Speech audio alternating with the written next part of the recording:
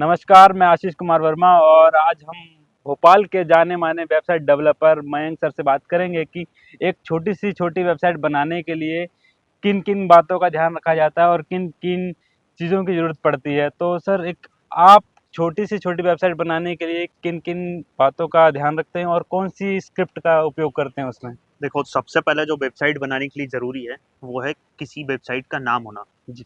जिसको इंटरनेट की भाषा में डोमेन कहा जाता है। डोमेन के साथ आपकी वेबसाइट जिस सर्वर पर होस्ट हो रही है उसका भी ख्याल रखा जाता है।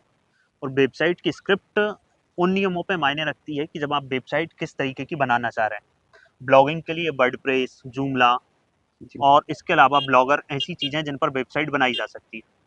वहीं वर्डप्रेस इस समय ई कॉमर्स जैसी साइटों को भी बना रही है।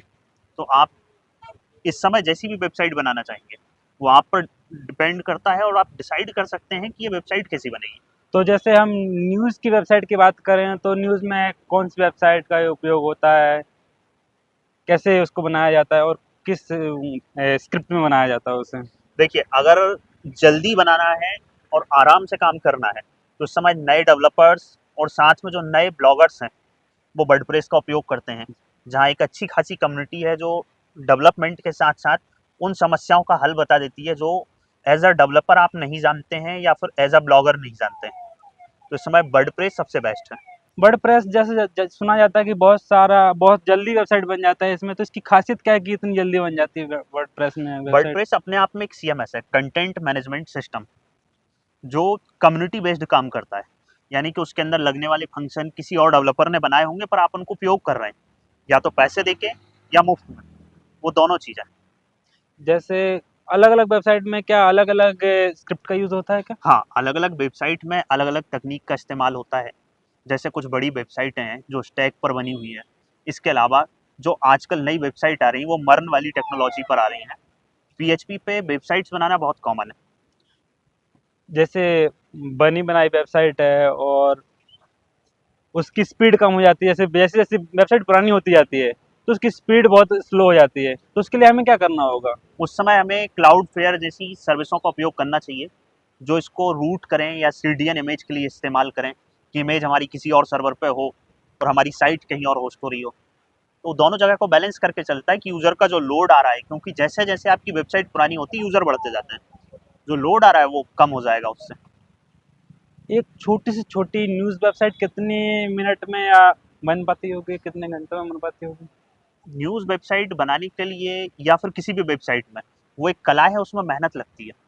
उसमें वो समय लगता है कि आप किस तरीके से उसको बनाना चाह रहे हैं। वो आपके ऊपर निर्धारित होता है कि आप उसको कितनी अच्छी करना चाहते हैं। अच्छा, इसमें कोई थीम वगैरह का भी रहता है इशू कि कौन सी थीम लगानी है वेबसाइट में? न्यूज़ के डेस्कटॉप के लिए अलग थीम दिखती है और मोबाइल में अगर उसी वेबसाइट को खोलें तो अलग दिखती है, तो उसका क्या ऐसा देखिए, रहता वो है? मोबाइल रिस्पॉन्सिव थीम होती है जो हर डिवाइस के हिसाब से अपने तरीके में हो जाती है। पर इस समय अगर आप थीम की इस तरीके से कहना चाह रहे हैं कि मैं कलर कॉम्बिनेशन या डिज़ाइन क्या रखूं, तो आप पे डिपेंड करता है कि आप क्या रखना चाहते हैं। तो जो डोमेन है और होस्टिंग होस्टिंग है, इन दोनों का क्या तालमेल है वेबसाइट से लेना देना जो? डोमेन आपका नाम है और होस्टिंग को ये समझ लीजिए कहीं रखा हुआ कंप्यूटर है, जहाँ से आप डोमेन के ज़रिए सिर्फ फ़ोल्डर को एक्सेस करते हैं, जो ख़ास तरीके से कोड किया हुआ है। तो अच्छा, आपको जिसमें डाटा रखते हैं, हम हाँ, अपना डाटा डाटा रखा रखते हुआ है। हैं। तो जो डोमेन लेना क्यों ज़रूरी हो जाता है वेबसाइट बिना के लिए? डोमेन के आप वेबसाइट को कैसे एक्सेस करेंगे जब तक आपको पता नहीं होगा कि डोमेन आईपी एड्रेस है, इंटरनेट प्रोटोकॉल, जी। जिसमें ये पता लगता है कि ये कहाँ डाटा रखा हुआ है। अब आप 198.162 करके तो किसी चीज़ को ढूंढेंगे नहीं। जी। उसकी जगह आप नाम सर्च करते हैं और वो आईपी को सीधे पिंग कर देता है उस सर्वर पे जहाँ आपका डाटा रखा हुआ है, और वो एक खास तरीके से आपके सामने आ जाता है। अच्छा, डोमेन में जैसे लेते हैं हम, तो डॉट कॉम होता है, डॉट इन होता है, डॉट आई एन? इनको टीएलडी कहा जाता है, डोमेन के आखिरी में लगने वाले नामों को। जो ये डिसाइड होते हैं, जैसे डॉट कॉम है वो डॉट कमर्शियल है, ये बताता है कि आप किस सेगमेंट में काम कर रहे हैं इसमें। डॉट कॉम का कब उपयोग होता है, जब किसके लिए? आप कमर्शियल वेबसाइट या फिर इंटरनेशनल लेवल पे काम करना चाहते हैं कि जहाँ कोई सीमा बाधा ना बने। जो डॉट कॉम है वो सब जगह एक्सेसिबल है सर्च इंजन से। और डॉट इन किसके लिए उपयोग डॉट होता है? इन इंडिया के लिए इस्तेमाल होता है, तो सिर्फ इंडिया के अंदर ही वो वेबसाइट देखी जा सकेगी। सर्च इंजन उसको दूसरे देशों में नहीं दिखाएंगे। दूसरे देश में उसके लिए क्या करना पड़ेगा हमें अगर? उस देश का एक्सटेंशन लेना पड़ेगा या डॉट कॉम पे जाना पड़ेगा।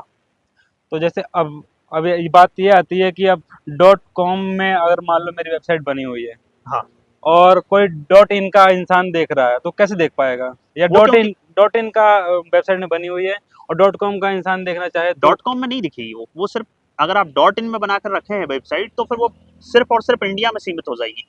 तो एक वेबसाइट में दो डोमेन जुड़ सकते हैं क्या? जैसे कि अगर देखा जाए कि बाहर के कंट्री का आदमी और हमारे इंडिया के डॉट इन वाली वेबसाइट से कुछ पढ़ना चाहे तो तो? उसके लिए वो अगर डोमेन एड्रेस डाल के सर्च करता है तो ठीक है, नहीं तो उसको 2 वेबसाइटें बनाना पड़ेंगी। दो वेबसाइट तो दोनों में अलग अलग डाटा अपलोड करना पड़ेगा हाँ, दोनों में देखने एक के से लिए। डाटा अपलोड किया जा सकता है जो रिडायरेक्ट करेगा एक दूसरे को। ठीक है, धन्यवाद सर, बस अच्छा लगा आपसे मिलकर। Thank you.